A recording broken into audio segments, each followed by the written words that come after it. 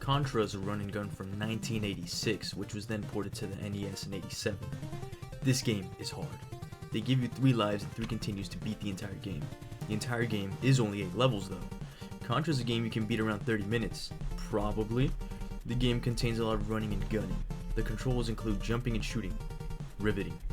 Most enemies will die in 1 hit, but bigger and stationary enemies won't. You also die in 1 hit. Not only was this game made to suck your money like it comes out of your metaphorical wiener, but years off your life due to stress. With patience and practice, you can show this game what hard really means. Now, it's time for the pain to begin. Starting the game off, you have a pea shooter. Your bullets do low damage and are small. To compensate, you have power-ups to your disposal. Classics like the M, F, L, and the Holy Grail, S. The S is POG. Pretty self-explanatory, honestly. M, machine gun. F, flamethrower. L, you just take an L when you pick it up. S is a spread. None of that matters because S has no downside, so there's no reason to pick any other gun. Besides the gun, there's also R for rapid and B for fuck if I know.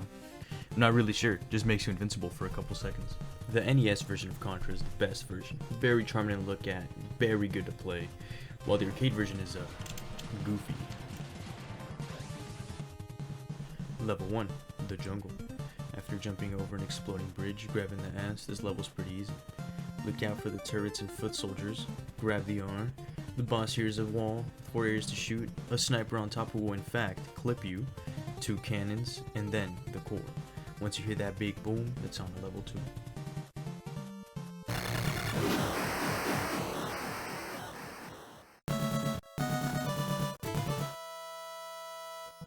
Stage 2 is a third-person section. All I need to do is destroy the blue dots on the wall. In this stage, you'll see some jumping enemies, some turrets, and explosives. Once you reach the boss, you have to destroy 6 parts before the throat goat himself shows up.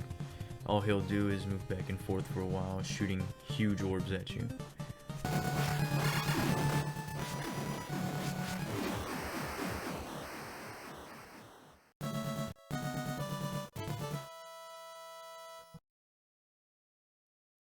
Moving on to the third stage, the waterfall.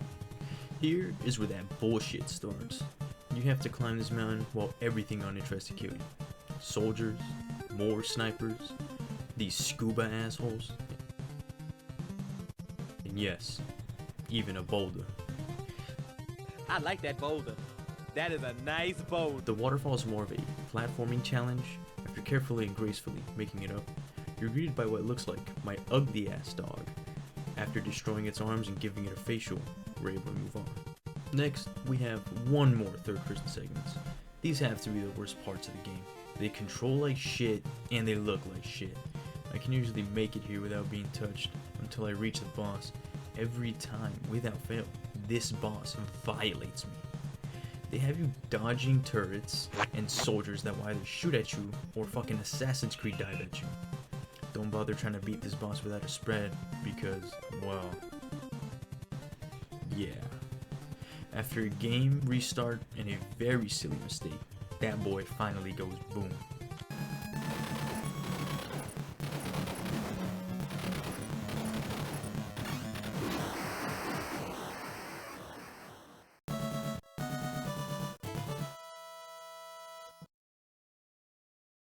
The snowfield is when this game starts showing its age. What do I mean by that? Well, I mean that NES era bullshit starts happening now. These turret motherfuckers will straight up just start existing. This level also introduces a mini-boss, a tank that was made to plow into people. Simply doesn't. Then it just starts spraying like a damn silver.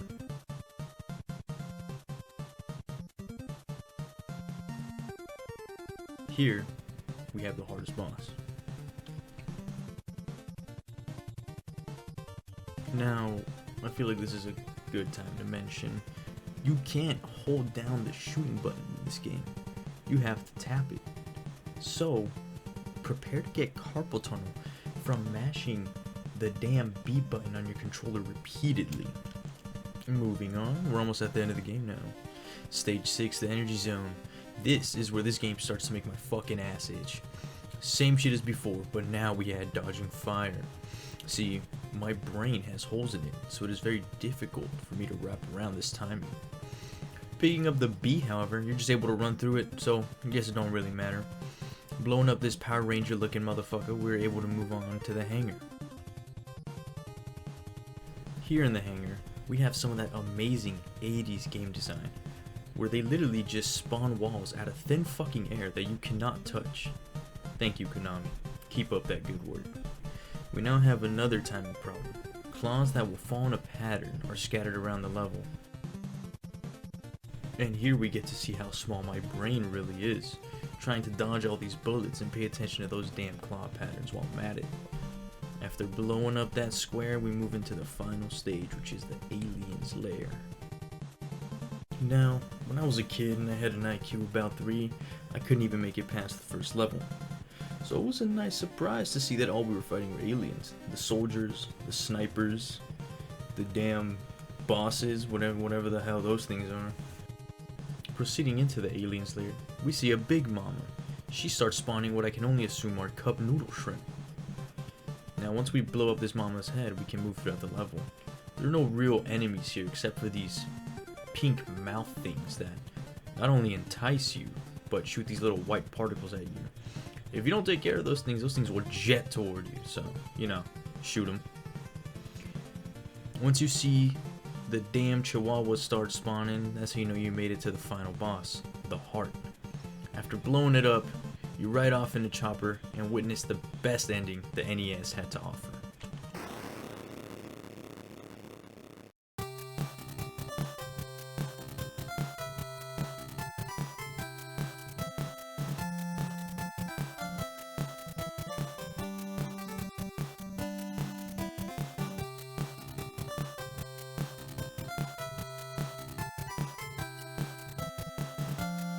Nice.